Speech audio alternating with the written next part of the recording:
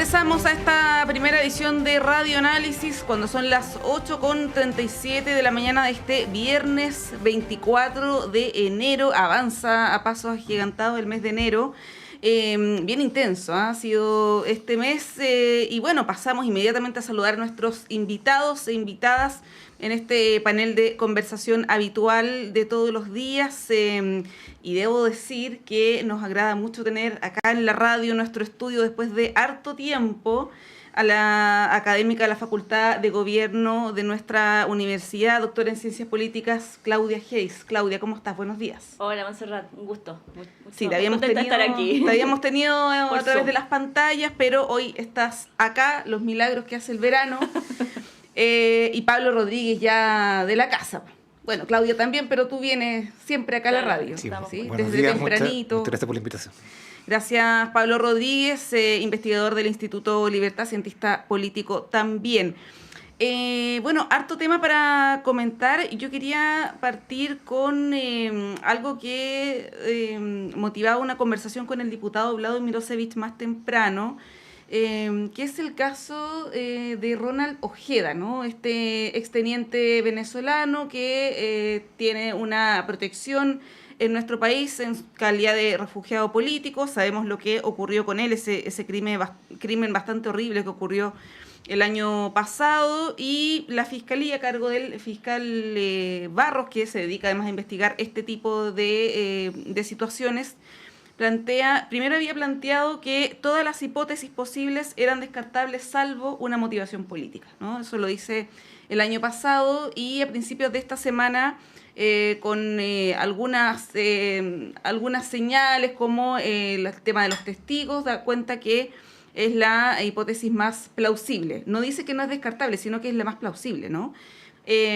Bueno, esto tiene varias repercusiones a nivel político, diplomático, y ahí, Claudia, quería partir contigo. ¿Cómo lo ves? Porque es gravísimo. Algunos han comparado incluso lo que ocurrió con la dictadura de Pinochet y disidentes en Estados Unidos, por ejemplo, y en otras latitudes, ¿no? El caso de Orlando Letelier y otros que se han mencionado.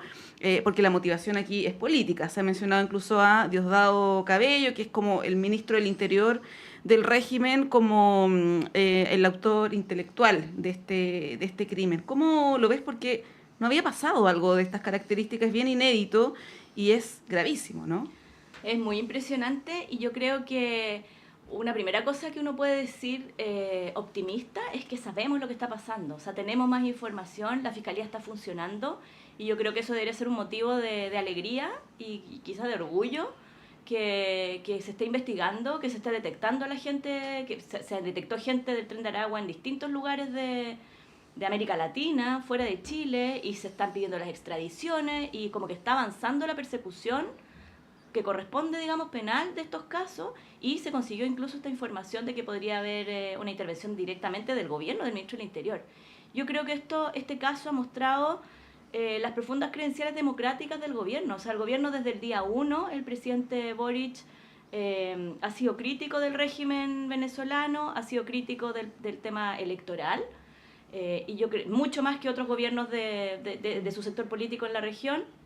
Y yo creo que la respuesta que ha tenido la ministra Carolina Toá muestra que aquí está primero el derecho, la ley, lo que corresponde, digamos, lo que es correcto hacer. Y no hay ninguna duda o sea, creo que el anuncio de ir a la Corte Penal Internacional, si es que hay antecedentes suficientes, que parece que los hay, de que aquí está involucrado el propio ministro del Interior venezolano, yo creo que eso es lo que hay que hacer, y me parece una muy buena señal la reacción que ha tenido el gobierno y el trabajo que está haciendo la Fiscalía, las policías en este asunto, que como tú dices es gravísimo. A mí también me recordó lo de Orlando Letelier, o sea, es ir a perseguir un opositor al otro lado del mundo y ordenar que sicarios lo asesinen de una manera horrible.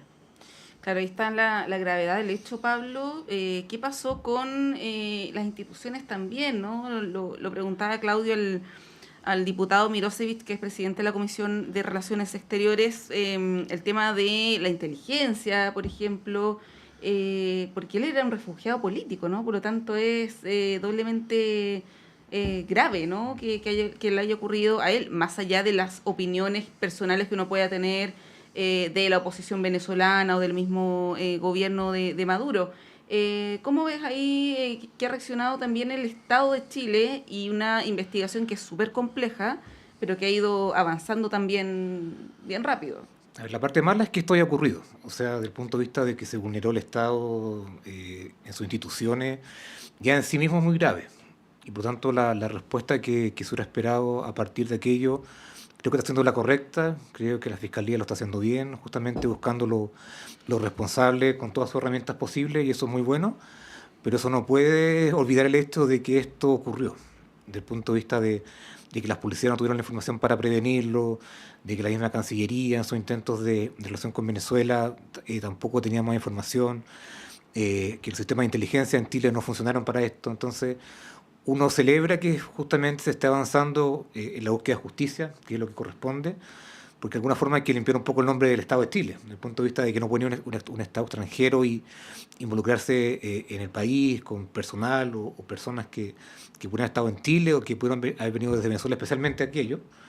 Y eso no es fácil de olvidar, o sea, desde el punto de vista de lo que significa que Chile es un Estado que tiene buenas instituciones, se supone, que tiene buenas policías, y por tanto ahí hay un tema de que es muy bueno lo que hoy día está haciendo la Fiscalía, pero eso no quita que esto, lo que ocurrió, fue muy grave y no se debió haber permitido de ninguna forma. O sea, hubo gente que entró y salió del país, hubo Mm. gente que sin mayor control o anticipación estuvo en el país probablemente planificando o ejecutando las acciones, y eso no se puede olvidar. O sea, eso es muy grave. O sea, el asesinato de una persona, pues, por supuesto que es grave, pero las condiciones en las que ocurre, en donde un Estado actúa en otro Estado, eso es muy grave y eso no puede volver a ocurrir. Hay un tema que tiene que ver justamente con que esto además confirma la vinculación fuerte que existe entre el Estado venezolano y justamente grupos como el Tren de Aragua, por ejemplo. Ese vínculo que es muy evidente, ojalá que lo más demostrado posible en la justicia. Sí, está justamente, Claudia, esta vinculación que hay quienes lo vienen diciendo hace tiempo, como de manera un poco caricaturesca, esto de la narcodictadura, ¿no? Pero bueno, de comprobarse, habría un vínculo porque los autores materiales son pertenecientes al Tren de Aragua o una de las células del Tren de Aragua que está esparcido por toda la región. Está la motivación política, está el tema del crimen organizado. Está la violencia y la agresión con la que se refieren también los líderes venezolanos a, por ejemplo, el presidente Boric, pero nada de eso mella el respaldo o ambigüedad, si se quiere, de algunos sectores que pertenecen al oficialismo respecto del régimen. Por ejemplo, yo lo comentaba ayer también, Lautaro Carmona criticó a la fiscalía. También señala que no comparte la hipótesis de que Venezuela es una dictadura, haciendo el símil con Chile. Daniel Jadwe también el día miércoles en un programa que tiene a través de YouTube acusó una tesis de descarte, fue bien crítico con la ministra Toá y también con el subsecretario Cordero. Empezó a hablar de que Toá había apoyado el golpe de Estado en Venezuela, mezclando, bueno, ¿cómo ves eso desde el punto de vista del oficialismo? Ayer Gonzalo Duarte decía acá en la radio que el tema de las convicciones democráticas debiera ser el desde para plantearse una alianza de centro-izquierda a futuro, pensando en las elecciones también, ¿no? ¿Cómo ves tú esa alianza? Porque, y yo también lo decía ayer, no es todo el Partido Comunista también, o no es toda la izquierda, digamos que está más a la izquierda del Frente Amplio. Sí, yo creo que sin duda es un problema para la coalición de gobierno y a mí siempre me ha llamado mucho la atención que un partido que ha sido tan democrático en su política interna, que ha sido tan disciplinado y leal a la democracia desde no solamente ahora, digamos, desde antes de la dictadura. De hecho, en el propio gobierno de la Unidad Popular era un partido moderado, o sea, más moderado que otros sectores que querían saltarse la institucionalidad. El partido comunista yo creo que ha mostrado credenciales democráticas por mucho tiempo en Chile y sin embargo en sus opiniones internacionales dice cosas que a mí me parecen, no sé, como de insólitas, como de realismo mágico, como apoyar el régimen de Corea del Norte, o cosas que son absolutamente, a mí me parece absurda. yo entiendo, me cuesta un poco entenderlo realmente. Yo, como digo, creo que el Partido Comunista ha hecho aportes importantes en la política interna y hay mucha gente en sus filas que es muy razonable. La mayoría, diría yo, que tiene respecto de y que por eso ha podido funcionar bien con el gobierno, que encuentran acuerdo en muchas cosas, y sin embargo en estos asuntos como de que nosotros somos este bloque, como que da la impresión que se pegaron en la cabeza algunas personas. Puede que tenga que ver con temas de financiamiento, o sea, yo creo que evidentemente puede haber una costumbre de alianzas de algún tipo donde haya algunas transacciones antiguas que generen unas lealtades, pero yo creo que eso tiene que ser superado, porque si uno quiere funcionar en la democracia tiene que primero poner la democracia y los valores y los principios de la democracia sin ninguna consideración externa. Y ahí yo creo que, por supuesto que tensa no solamente la alianza de gobierno, tensa la propia militancia. O sea, hay mucha gente dentro del Partido Comunista que le da vergüenza estas declaraciones de apoyar regímenes que son a todas luces dictatoriales, que no respetan la voluntad del pueblo, que es como la razón de ser de un partido popular, digamos. Sí, porque además no es pronunciarse respecto a Corea del Norte o a China, sino una realidad que también nosotros de alguna manera convivimos con ella, ¿no? A través de la migración y a propósito también de este caso de Ronald Ojeda. Los quiero llevar a otro tema muy distinto que tiene que ver con esta fallida compraventa de la casa de Salvador Allende. Ha pasado harta agua bajo el puente desde que se conoce esta noticia. Ayer el Tribunal Constitucional acogió a trámite 2 requerimientos, el de Chile Vamos y también el del Partido Republicano. Y minutos más tarde el Partido Republicano como que se envalentonó con esta noticia y decidió anunciar una acusación constitucional en contra de la ministra Maya Fernández. Están esas 2 acciones en paralelo, ¿no? Lo del TC respecto de la senadora Allende y la acusación constitucional que varios abogados han dicho que tiene bastante mérito, ¿no? Por que se transgrede explícitamente la Constitución. Esto es una cuestión que no merece muchas quizás interpretaciones.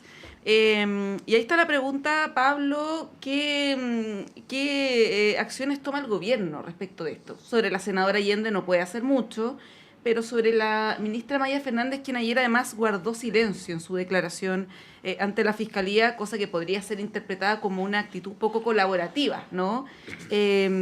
¿Cómo ves tú que el gobierno debiera manejarse? Porque vamos a volver en marzo, y en vez de el gobierno instalar su agenda, vamos a estar hablando de esto probablemente durante todo el mes de marzo con la acusación constitucional, ¿no? Y es un tema que va a perseguir al gobierno durante este rato más. Sí, yo creo que el gobierno ya tomó la decisión respecto a quién es el responsable. Y lo hizo cuando sacó a la ministra de Viajes Nacionales. Cuando saca asesores y mueve a algunos funcionarios de las direcciones jurídicas de las respectivas partes, ya toma la decisión de que ellos son los responsables desde el punto de vista político y que las responsabilidades están ahí. Yo no creo que el gobierno haga mucho más respecto especialmente a la ministra, porque también sería añadirle un costo adicional a lo que significa todo lo que ha sido este proceso. Yo creo que el gobierno no va a hacer mucho. Yo creo que las responsabilidades fueron muy claras del principio. Los voceros lo establecieron que había una responsabilidad del Ministerio de Bienes Nacionales y la ministra sale de su cargo y de alguna forma paga los costos de malas decisiones de otras personas. Yo creo que ahí no hay mucho más. Pero el tema es que, lamentablemente, o positivamente, desde el punto de vista como uno lo quiera ver, para que las acciones prosperen tanto en el tribunal como en el Congreso respecto a una acusación, hay que tener los votos. Y ninguna de esas instancias está. O sea, en el tribunal la composición que tiene hoy día, más allá de que pudieran haber méritos en derecho para que se pronunciara en un sentido u otro, la verdad es que difícilmente el tribunal pudiera sacar de su cargo a una senadora. Es difícil, por la composición que tiene y porque además han parado en ciertas jurisprudencias que existen donde esto no ocurre. Y en el Congreso no están los votos para sacar a la ministra de Defensa. Entonces, yo creo que se actuó muy mal desde el punto de vista no solamente del gobierno, sino que también de ella en particular. Yo creo que alegar cierto desconocimiento de las leyes para una persona como la senadora, que lleva mucho tiempo en política, y para Maya Fernández, que fue diputada también, que hoy día es ministra, creo que sus respuestas han sido muy insatisfactorias desde el punto de vista de lo que ellas debieron haber hecho correctamente. Yo nunca presumo mala fe, yo no creo que haya habido mala fe, sino que hay un proceso muy de tomarlo muy a la ligera lo que significaba desde el punto de vista legal avanzar en este tipo de compra. Yo creo que hay una responsabilidad muy grande de ella, pero políticamente va a quedar hasta ahí. O sea, no hay mucho más que hacer porque, insisto, el tribunal y el Congreso no están las mayorías justamente para que se pronuncie en un sentido distinto. Pero eso no quita que el gobierno actuó muy mal, en particular la ministra Fernández y la senadora creo que se están de alguna forma escudando en que había terceros que estaban involucrados, que finalmente el contrato y una discusión jurídica, si efectivamente se celebró el contrato o no. Creo que eso no es lo relevante, creo que ella cometió un error muy grande y creo que no va a pasar nada. Y eso es lo malo. No creo que tenga mayores consecuencias, más allá de que el gobierno de primer camino decidió que la responsabilidad era de la ministra de Bienes Nacionales y ella la remueve. Pero no creo que haya mucho más que eso. Sí, nadie tiene una máquina del futuro para predecir qué va a pasar, pero dado los elementos que plantea Pablo, Claudia, ¿tú coincides en que esto va a quedar en nada? Probablemente vamos a estar algunas semanas más hablando del tema, pero ¿crees que no va a ocurrir nada desde el punto de vista de alguna renuncia o algún hecho político más relevante? O sea, a mí lo que me parece muy triste es que esto ha enlodado completamente el proyecto de hacer una casa museo. O sea, yo creo que aquí no es irrelevante lo que estaba detrás de esta compra, que es hacer una casa museo de Salvador Allende, como existe la casa museo de Eduardo Frei Montalva. No sé si ustedes han ido desde mediados de los 90 a la casa de Hindenburg del expresidente Frei. Es un museo hermoso, yo recuerdo haber ido muy joven, poco después de que se abriera, y para la gente que esté interesada en la historia de Chile, para los turistas, es realmente una forma de conocer la historia cívica, la historia política del país. Ojalá hubiera más casas museos de expresidentes que te ayuden a entender la política, y yo creo que el proyecto era un proyecto precioso, y que seguramente a alguna gente no le parece bien que haya una casa museo del presidente Allende, está bien, y que se cometieron todas estas irregularidades. Esto también es evidente que aquí hubo un error muy, muy grave. Ahora, de ahí a decir que la senadora o que la ministra querían hacer fraude al fisco, a mí no sé, yo no tengo antecedentes y no puedo poner la mano al fuego por nadie porque no las conozco, pero realmente me parece muy poco probable que haya habido intención de hacer fraude al fisco. Lo que yo creo fue un proyecto precioso de hacer una casa museo que va a generar interés en los turistas, mucha gente quiere conocer más de la historia del presidente Allende. Es un lugar que yo he pasado por fuera para mirarla porque es un lugar histórico, y creo que es una pena que se haya echado por tierra ese proyecto, y también por supuesto que se haya enlodado el nombre de estas dos personas. Me da la impresión por un problema de un descuido inaceptable en los asesores jurídicos que debieron haber precavido. O sea, esto también pasó por un montón de instancias. Hubo varias, ministerios, seguramente la Contraloría, no sé, hubo muchas instituciones involucradas. Que nadie haya advertido que esto era inconstitucional parece realmente muy penoso. Pero a mí me da la impresión de que lo que hubo fue una inoperancia gigantesca, que lamentablemente no es primera vez que vemos cosas así. Y que echa por tierra no solamente un proyecto que a mí me parece que era bueno para el país, sino también enloda a dos personas que han sido muy razonables en la política. Y la senadora Allende yo creo que es un aporte en el Congreso, entonces es muy triste que se la esté acusando ahora de fraude al fisco y todo eso. Me parece muy lamentable. Cuando termina más su carrera, por lo menos en el Senado. Lo que dice Claudia es cierto, esto podría tener incluso efectos en el turismo, si uno lo ve desde ese punto de vista.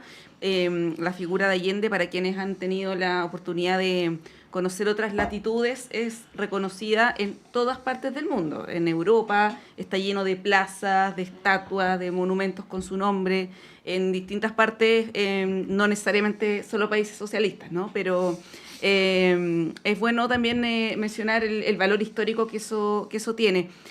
Pablo, ¿cómo lo ves? Y te agrego la última pregunta sobre, a raíz de lo que decía Claudia, el manejo de crisis del gobierno, porque yo creo que hemos escuchado un montón de veces, esto es el cabal del presidente Boric, a propósito del caso de Manuel Monsalve, antes fue Democracia Viva, estamos con esto de Allende, y bueno, pasamos por los indultos, en fin. Ha habido un montón de crisis, hay gobiernos que pueden sortear mejor o no las crisis, digamos, pero este particularmente ha pasado de crisis en crisis, ¿no? Y bastante grande. Sí, ha sido como la constante en estos años. O sea, antes de ayer se aprobó la deuda histórica, y estamos hablando de este tema. Sí, qué pena. Ocurre mucho, pero pero creo que el gobierno, a diferencia de otros casos, actuó rápido. No sé si actuó con justicia en términos de a quién hizo responsable de esto. Pero la ministra de Bienes Nacionales, probablemente, porque la ministra, si bien es de un partido grande, el Frente Amplio, y una dirigente con trayectoria dentro del partido, no es una dirigente cualquiera, de todas formas tenía un ministerio que es menor dentro de todo el otro comparado con otras instituciones. Entonces, creo que fue muy fácil tomar la decisión de sacarla a ella. Y, y eso creo que actuó rápido para solucionar un problema que era muy evidente, pero el gobierno expuso no solamente a la ministra que sale, sino que también expone a la familia Allende, porque uno podrá entender justamente lo que mencionaba Claudia, que el proyecto tenía fines muy, muy buenos, probablemente de resguardar la memoria de lo que significa la figura del expresidente Allende, pero terminó el gobierno ensuciando un poco esa imagen, ensuciando obviamente el proyecto y haciendo que las personas que a lo mejor originalmente no tenían planeado eso tuvieran que dar respuestas, declaraciones frente a la prensa de algo que probablemente nunca hubieran querido darlo. Entonces, creo que, a diferencia de otras crisis, el gobierno actuó rápido, pero creo que actuó con una decisión que si bien saca una ministra que es responsable políticamente, que eso no tengo ninguna duda, creo que no hubiera actuado de la misma forma con otros ministros. Creo que ahí se cortó por el eslabón más delgado. Insisto, ella es una dirigente importante de Frente Amplio, pero era muy fácil sacarla a ella y tratar de detener la crisis ahí. Te traspaso, Claudia, la pregunta a Pablo sobre el manejo de crisis del gobierno.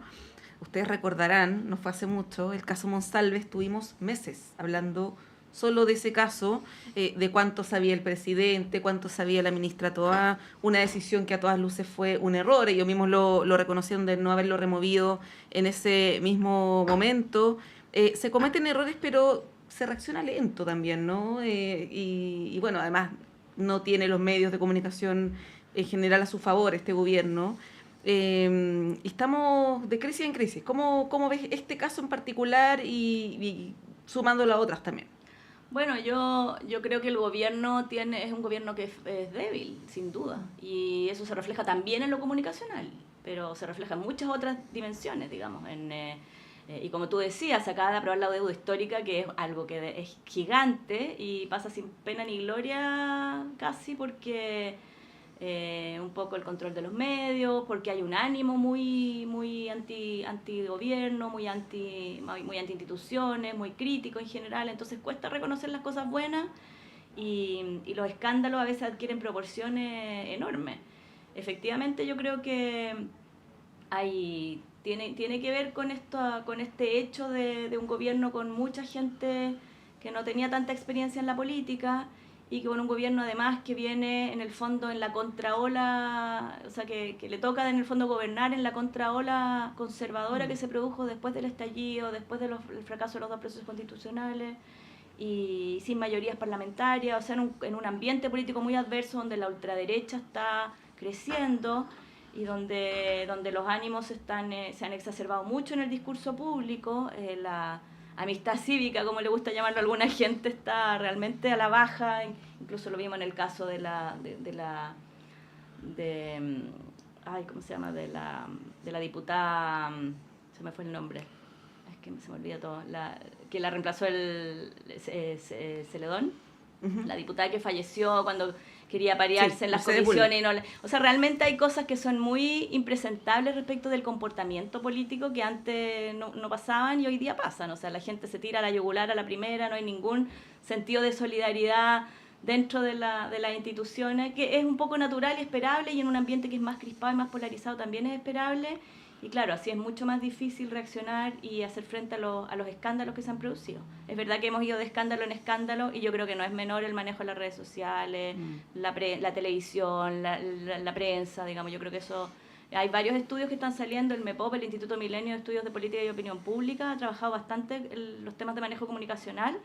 Entonces, aunque uno tuviera gente súper experta en manejo de crisis, yo creo que ahí la situación estructural es tan adversa que es muy difícil hacer frente a estas situaciones. Y también ha habido mucho autogoleo, o sea, no se puede negar que el caso Monsalve o que el tema de la compra son cosas que no debieron haber ocurrido y que ocurrieron por negligencia de las personas que estaban a cargo.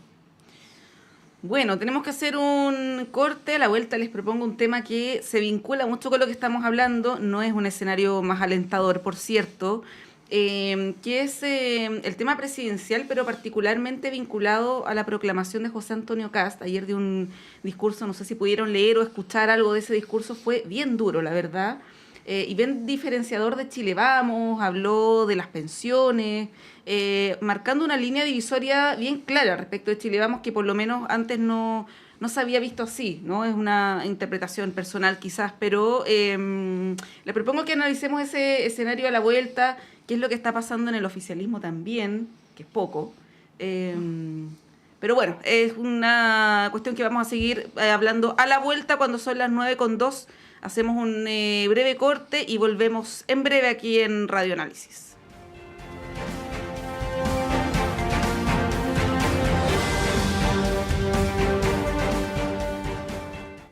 Tienes que ir. Aysén Patagonia cambió mi vida. ¿Tan especiales? Es más que especial. Caminar por sus bosques, respirar ese aire puro. Es como si todo lo auténtico de la vida estuviera ahí. ¡Wow! Suena increíble. ¿Y los paisajes? Impresionantes. Te llenan el alma. Es imposible no conectar contigo misma. Alarga tu verano. Desconéctate y vive Aysén Patagonia.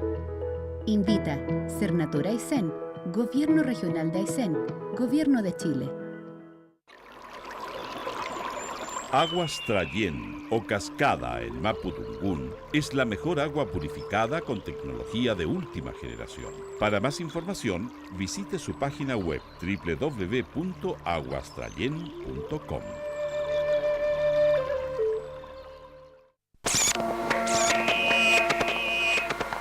Perdidos en el espacio.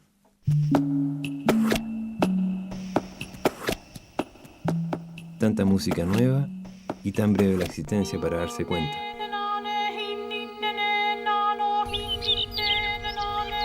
Perdidos en el espacio. Lunes, 22 horas. Radio Universidad de Chile los invita a escuchar todos los viernes a las 17 horas Construyendo Comunidad Universitaria, un programa realizado por la Asociación Nacional de Académicos y Académicas de la Universidad de Chile, ACAUCH. Este espacio tiene como objetivo dar a conocer el trabajo de las y los miembros de la comunidad universitaria con acento en lo que hacen, piensan y proponen los académicos con una perspectiva interdisciplinaria. Está dirigido a la comunidad universitaria y a la sociedad en su conjunto. Todos los viernes de 17 a 18 horas, Construyendo Comunidad Universitaria. Conducen dirigentes y dirigentas de ACAUCH en el 102.5 FM y radio.uchile.cl. No te pierdas Memorias del Futuro, un espacio de educación en formación ciudadana y la historia popular de Chile y Latinoamérica. Saludos a todos nuestros auditores y auditoras de Radio Universidad de Chile. Les habla Jan Flores Quintana, cientista político, y les invito a escuchar todos los martes a las 22:30 horas nuestro programa Memorias de Futuro.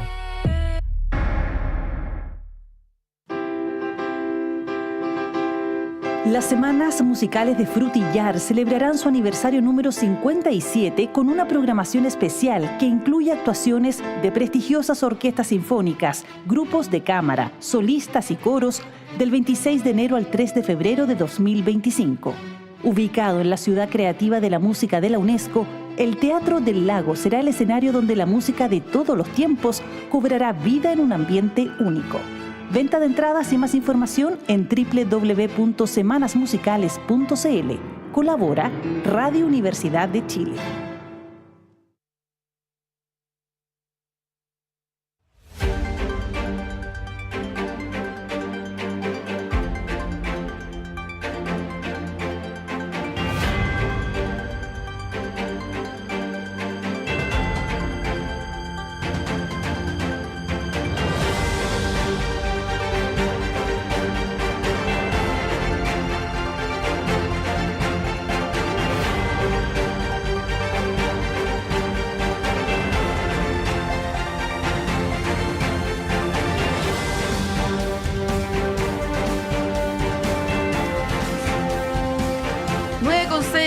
De la mañana de este día viernes 24 de enero del año 2025. Estamos en el panel de conversación con Claudia Hayes. Claudia, el tema lo había dejado planteado, ¿no? Esto del discurso de José Antonio Kast, que fue bastante... ¿cómo decirlo? No quiero decir violento, ¿no? Porque se manosea mucho ese término, pero fue bastante agresivo y, como decía antes, bien diferenciador de una derecha más moderada. ¿Cómo lo ves? Porque a tiros surgen las teorías de que hay un efecto de Donald Trump, ¿no? Que de alguna manera chorrea hacia el sur. Lo vimos también con intervenciones del presidente de Argentina, muy crítico de las disidencias, de las mujeres, ¿no? Un discurso muy antimujer.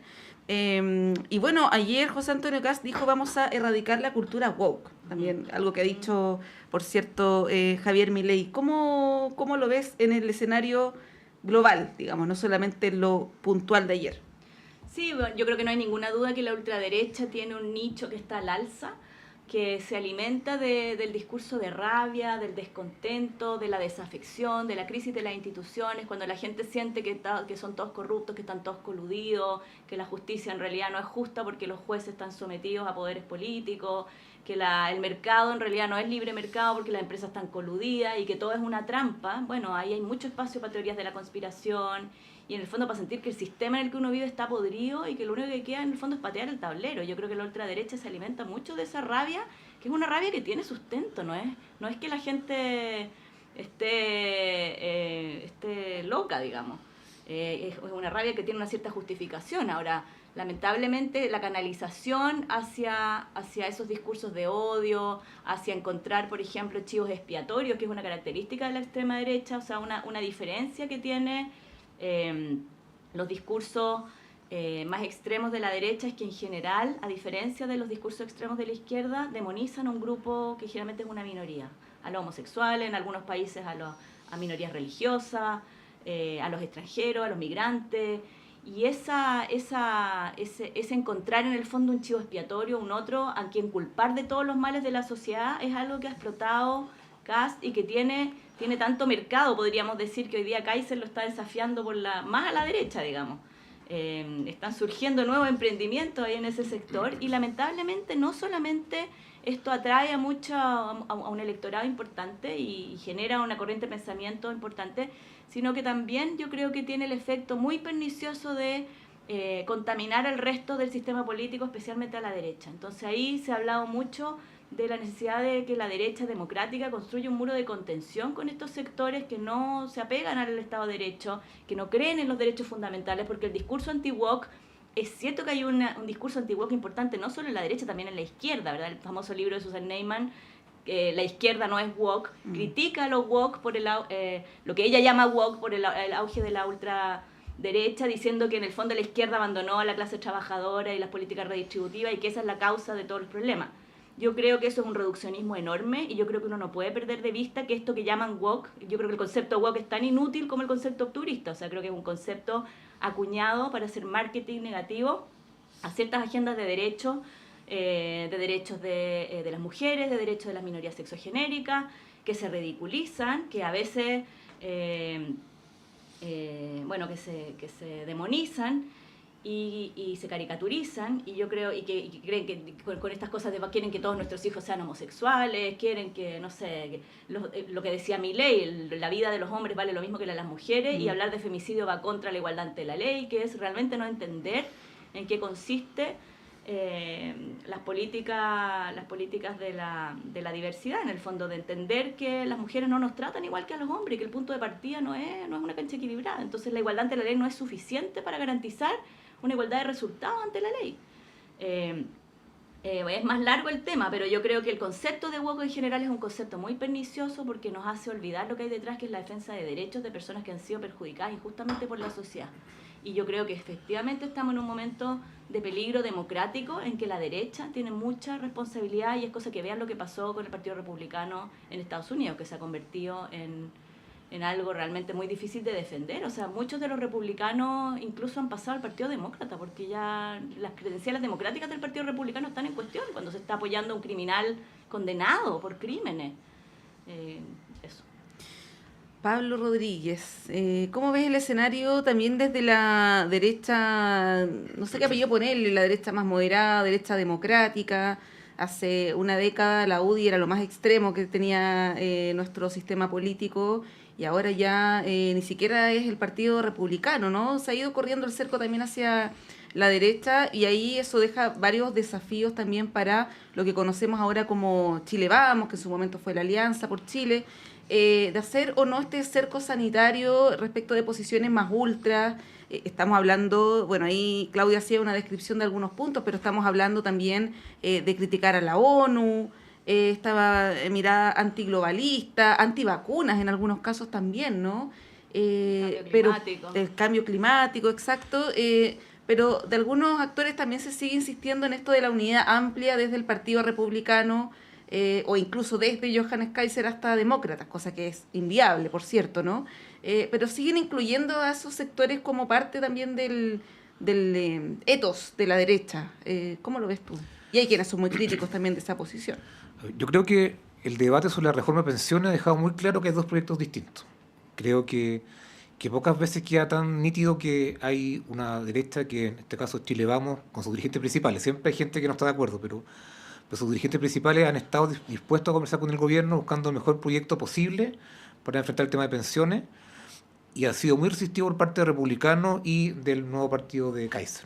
Creo que esa discusión y cómo Chile Vamos ha tendido puentes con el gobierno, ha buscado las mejores fórmulas para hacer algo responsable en tema de pensiones, creo que deja claro que hay dos proyectos políticos distintos, que no solamente tiene que ver con los tonos, sino que también tiene que ver con los contenidos de que se le intentan dar a las políticas públicas.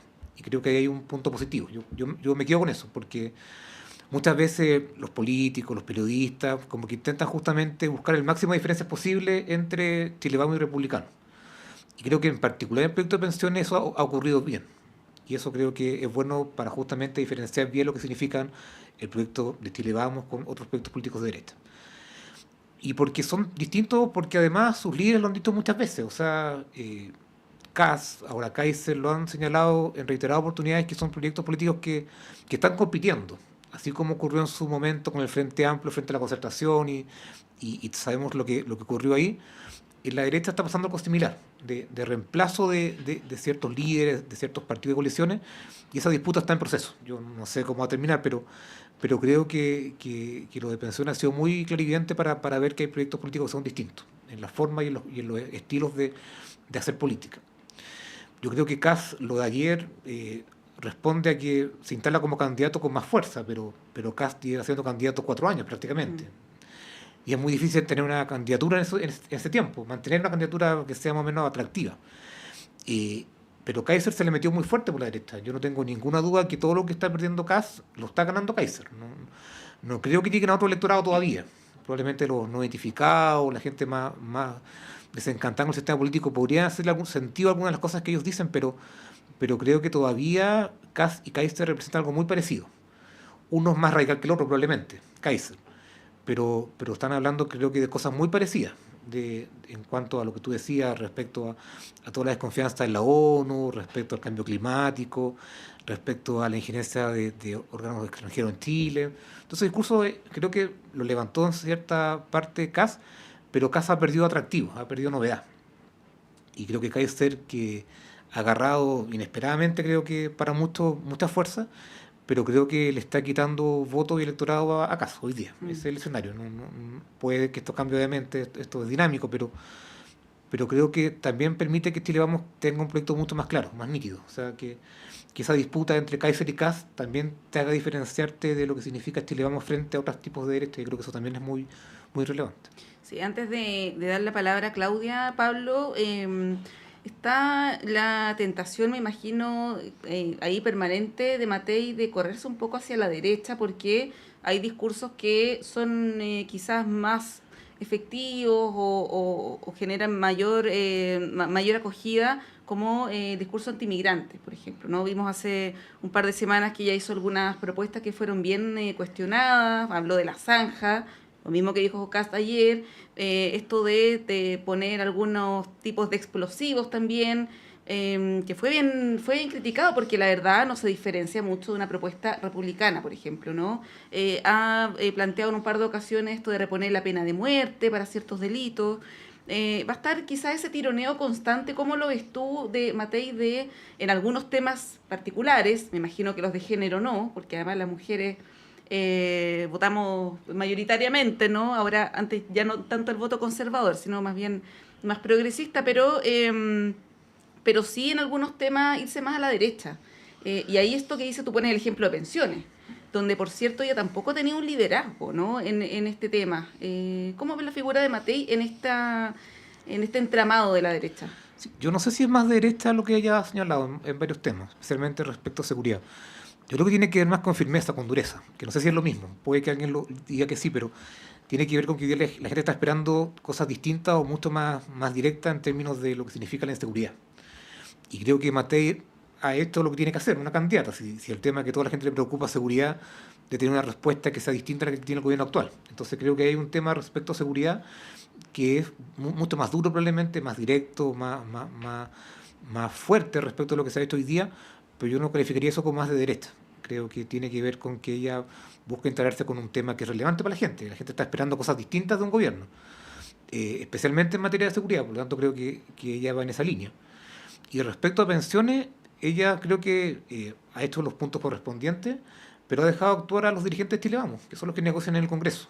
Y creo que le ha dado cierto respaldo a los presidentes de los partidos que están negociando, o a los principales dirigentes que están en eso, y no se ha corrido de esa línea todavía. Creo que también hay que entender los roles, que significa que en el Congreso es muy difícil buscar una buena reforma.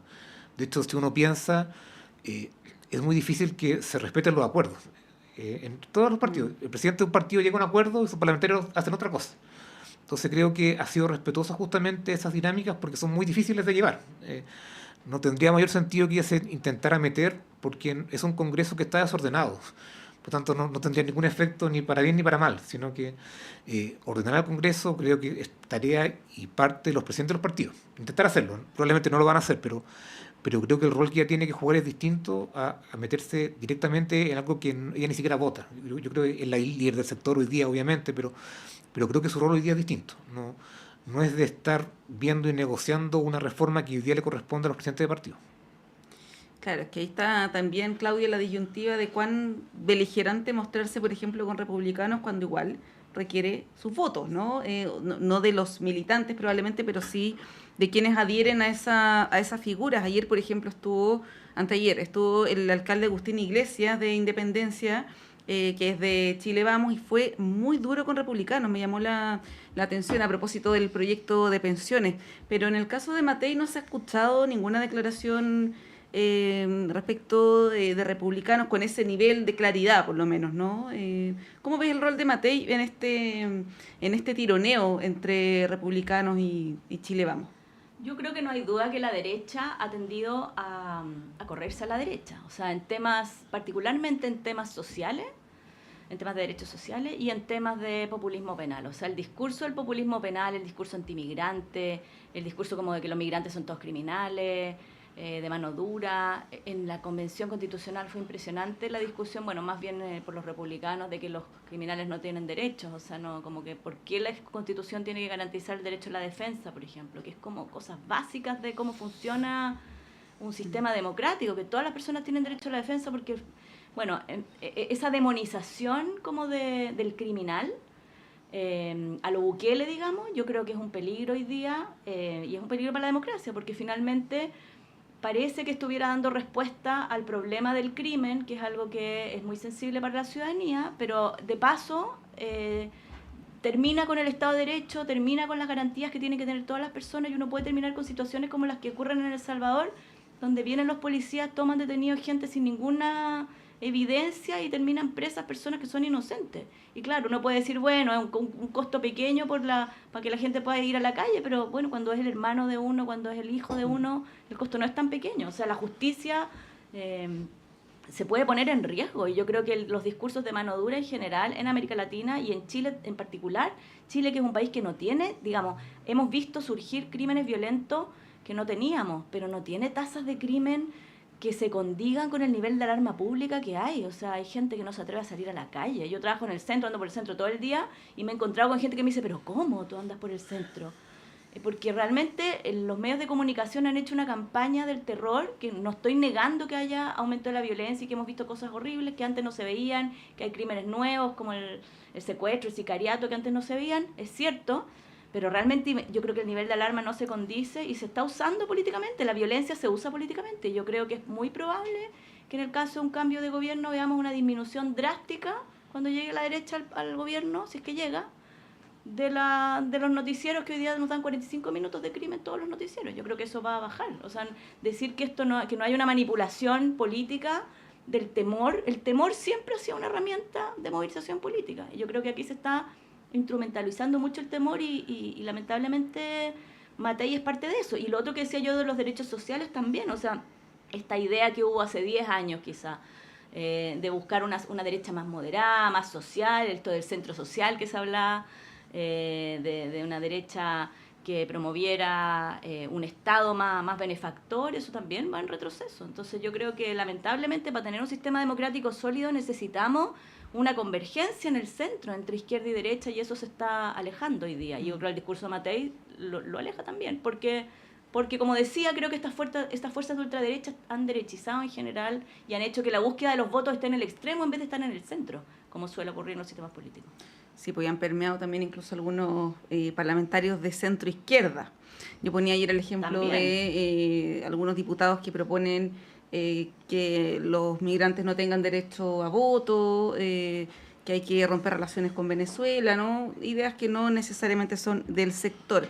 Nos quedan poquitos minutos, pero Pablo, Claudia, quería llevarlos al tema de pensiones, pero enfocado en esta tramitación rápida que se va a hacer como express, sobre todo en la Cámara de Diputados, ¿ah? Porque sabemos ahora, lo está revisando la Comisión de Hacienda, se le introdujeron cambios a propósito del pronunciamiento del Consejo Fiscal Autónomo.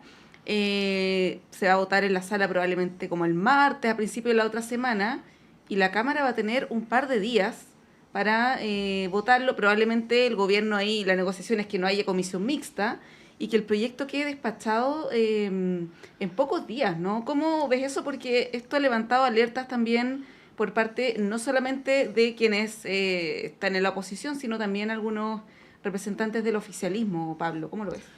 Sí, dos cosas. La primera es que veo difícil que el proyecto salga, o sea, todavía tengo dudas de que efectivamente alcance los tiempos por un lado, y también de que existan las mayorías para aprobarlo. Sobre todo en la Cámara tengo muchas dudas respecto al comportamiento de los parlamentarios, que siempre son más desordenados que en el Senado. Entonces uno siempre tiene que pensar de que hay un tema respecto a los plazos y los contenidos que ahí se aprueben. Pero también uno no puede dejar de decir de que discutir la cantidad de indicaciones y los cambios que se están haciendo, que son muy grandes, yo creo que requeriría un poco más de tiempo. Creo que el acuerdo es bueno. Yo creo que es un buen acuerdo el que se logró. Tiene cambios técnicos y cosas que se pueden mejorar. Lo que alerta el Consejo creo que es bueno para hacerle correcciones todavía, pero eso son discusiones que debieran darse y que la Cámara no tenga la oportunidad para discutirlo con buenos tiempos y con los plazos para revisar ellos mismos las indicaciones de los textos, creo que no es recomendable. Uno entiende que la búsqueda del acuerdo le importa tanto al gobierno como a Chile Vamos, que ambos sectores tienen una voluntad muy evidente de que esto se logre y concrete en el más corto plazo posible. Pero eso no puede significar que una reforma salga no del todo correcta desde el punto de vista técnico. Y creo que hay un riesgo que se está jugando porque hay muchas cosas que todavía están no del todo claras respecto al contenido de las indicaciones, el texto, las implicancias que esto tiene. ¿Cuáles son las que te hacen más ruido a ti? Lo que significa la deuda, cómo se va a manejar algunos aspectos respecto a, no sé, este préstamo que se le hace al Estado. Ciertas condiciones podrían dejar mucho más claro, por ejemplo, que eso es parte de los fondos de cada una de las personas, que es completamente heredable. Todas esas cosas que ha reclamado Chile Vamos o algunos parlamentarios del sector, creo que hacen un punto político que es correcto. Pero técnicamente eso llevarlo a cabo y que quede lo más claro posible en un texto es difícil. y por tanto creo que los tiempos son acotados, y si bien no tengo certeza de que el proyecto pueda salir en los tiempos correspondientes, creo que no puede tampoco apurarse una discusión que técnicamente es muy difícil. La reforma tributaria que hemos discutido en otros gobiernos, en otros tiempos, también ha dado señales de lo mismo, que después hay que hacer corrección de la reforma tributaria o hay que hacer un manual de cómo se interpreta la reforma. Y eso no creo que sea bueno para el tema de pensiones, y creo que ahí hay que tener un poco más de cuidado con la forma en cual se está legislando y aprobando un proyecto que es muy relevante para la gente. Sí, legislar a mata caballos, como se ha dicho, ¿no? Claudia, bueno, el Consejo Fiscal Autónomo probablemente lo más relevante que dijo es que había que hacer una reforma sí o sí, porque si no, el Estado en 10, 20 años más no va a tener la capacidad para seguir aumentando pensiones, está el envejecimiento de la población, en fin, y que la reforma, uno podría interpretar, va en la línea correcta, ¿no? La pregunta es si es que esto pasa para marzo, con todo el tema electoral de la pre-campaña, las posibilidades de que salga una reforma disminuyen probablemente. Entonces está esto que plantea Pablo, que es cierto, pero por otro lado la viabilidad política de sacar adelante una reforma que es necesaria, ¿no? Lo han dicho todos los actores involucrados. ¿Cómo lo ves? Yo creo que lo que es muy lamentable en la discusión de pensiones es cómo se imbrican aquí visiones políticas que son legítimas sobre distintos modelos quizás sociales con intereses económicos. O sea, no hay duda que aquí hay un interés económico de las empresas que se benefician en la bolsa, digamos, no solamente las administradoras de fondos de pensiones, sino todo el sistema financiero que se alimenta del sistema de pensiones, que tergiversa de alguna manera la discusión de pensiones, que es algo tan importante para la gente. Yo creo que el tema de pensiones es quizá, si uno tratara de aislar la multicausalidad que estuvo detrás del estallido social, las pensiones son un factor enorme. O sea, realmente la incapacidad de jubilarse, esto que hemos visto de personas mayores que se suicidan porque no tienen manera de mantenerse, digamos. Yo creo que esa idea de un sistema que es sano, saludable en términos macroeconómicos, pero que no entrega pensiones y que descansa finalmente en el endeudamiento personal de la gente para poder sobrevivir, o en que la gente trabaje hasta que se cae muerta, digamos. Ese problema yo creo que hoy día está tremendamente tergiversado por intereses económicos, por esta campaña gigantesca que han hecho de manera bien opaca las AFP, que mandan correos a sus afiliados con cosas, cada paso legislativo se comunican directamente con los afiliados, y lo vimos en las iniciativas populares de norma de los 2 procesos constitucionales, la movilización que hubo, etcétera. Yo creo que eso dificulta mucho una discusión más sistémica que apunte justamente a resolver un problema más estructural de una manera que sea más o menos razonable y que permita mejorar las pensiones. Ahora, igual creo que los acuerdos que se están alcanzando permiten una cierta mejora, pero sin duda este tema no se va a resolver, o sea, se va a chutear, se va a arrastrar y vamos a seguir discutiendo sobre el tema de las pensiones por mucho tiempo. Sí, un tema que va a quedar abierto probablemente. Está el proyecto del inversor estatal que va a presentar el gobierno, con lo que se abre la discusión por harto tiempo más. Tenemos que ir cerrando este bloque. Para los viudos y viudas de Patricio López, les cuento que vuelve el día lunes, estuvo esta semana de vacaciones, así que ahí retomamos con Pato la conducción habitual del panel de conversación, que va a durar solamente la próxima semana, porque ya en febrero tenemos una programación más acotada, más cortita. Claudia Geis, muchas gracias por acompañarnos durante esta mañana. Muchas gracias por la invitación. Y por venir a la radio. No, gustosos de recibirte. Ojalá se repita. Sí, sí. Y Pablo Rodríguez, muchas gracias también, como siempre. Muchas gracias a ustedes. Hacemos un breve corte y a la vuelta está Claudio Medrano con ustedes.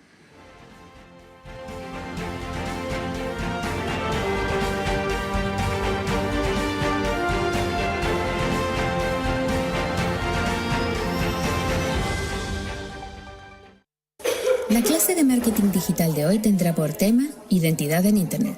Cómo agregarle valor a tus contenidos